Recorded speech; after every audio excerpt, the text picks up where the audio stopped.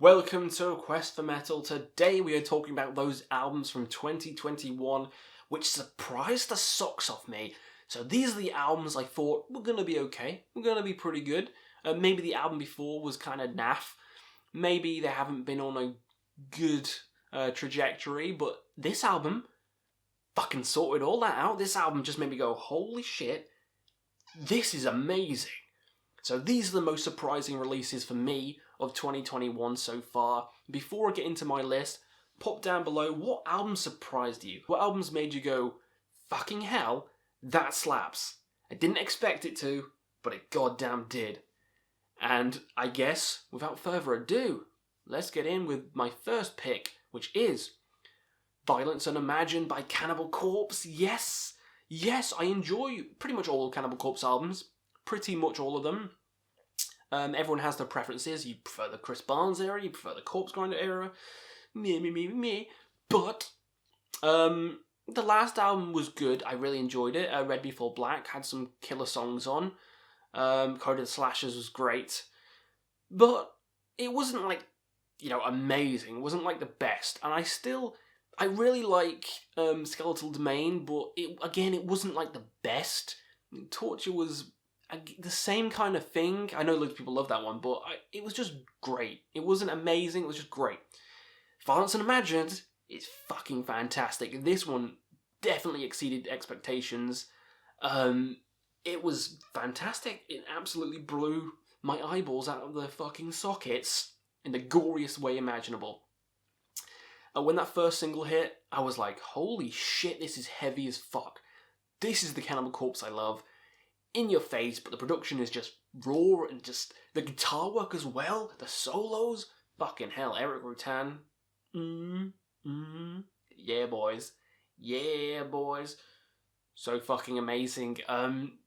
Surround Kill Devour is one of the catchiest death metal songs of the year.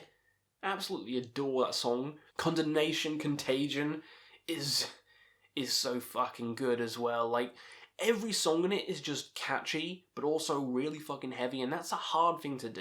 To make something really heavy, but also really catchy. And Cannibal Corpse managed to fucking mesh them together really well. So, yeah, Violence Unimagined, amazing artwork as well. The last ones were kind of okay. This one, back to the classic Cannibal Corpse artworks, and I fucking love it. This definitely surprised me. One of the best of the year. Cannibal fucking Corpse. Next up, we're talking about Trivium in the Court of the Dragon. Just did my Trivium ranking recently, and oh boy, it was high because this album fucking slaps. Didn't expect it to, but it fucking did. So again, What the Dead Men Say wasn't too big a fan of. It was okay. There were some songs I hated, some songs I really enjoyed. It was pretty average. Even the one before that, Sin in the Sentence, I really enjoyed. Really good album, but it wasn't like amazing.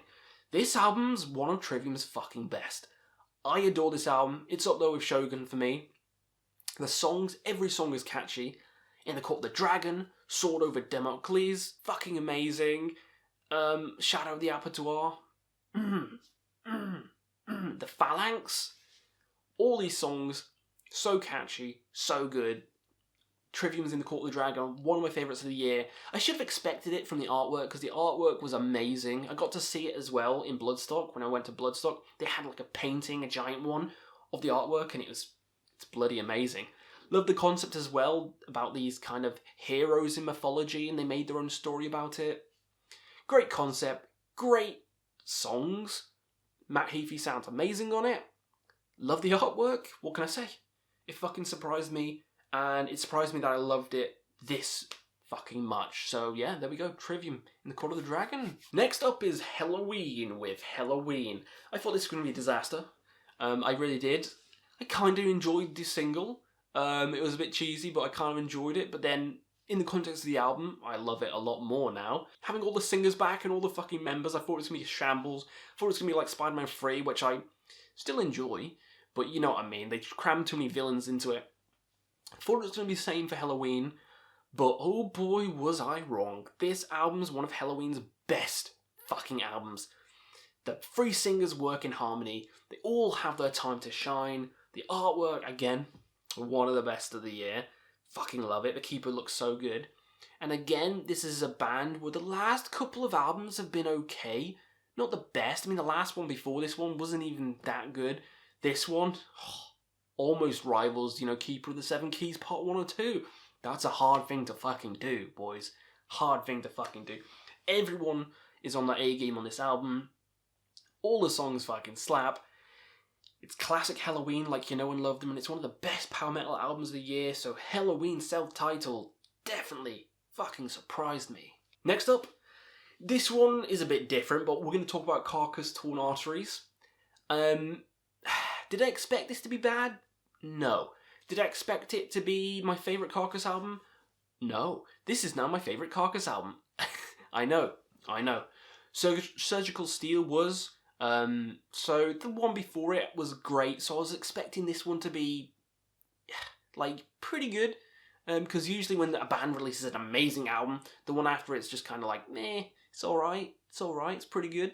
This is even better in my opinion.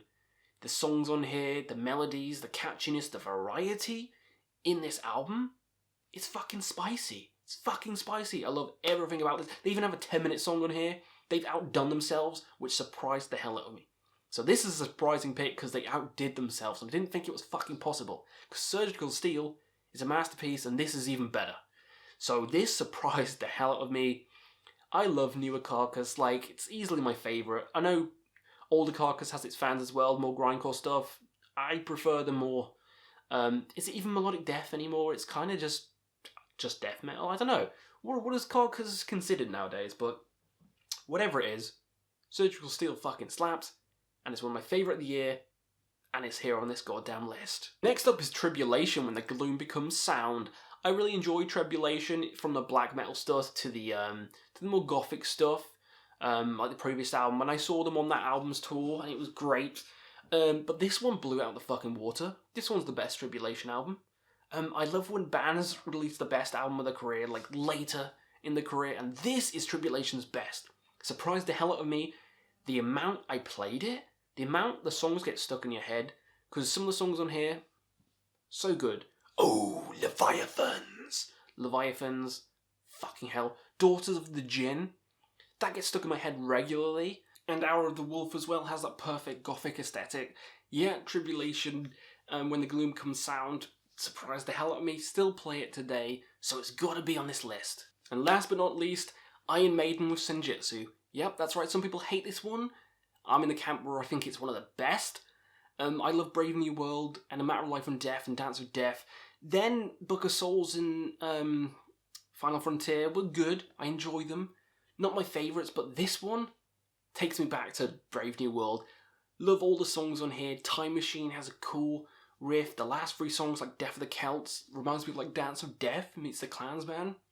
Amazing. Hell on Earth, one of the best closers of all time. Love this album to pieces. I've talked about it too much on this channel, so I'll just leave it as the fact that this is one of my favourites now. I adore this kind of... I know people hate the fact that it's called proggy Maiden, but I'm just going to call it that.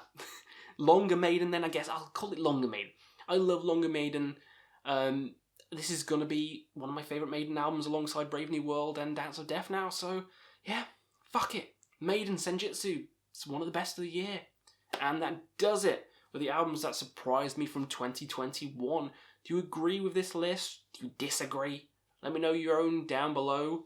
I guess we'll see you again on another Quest for Metal.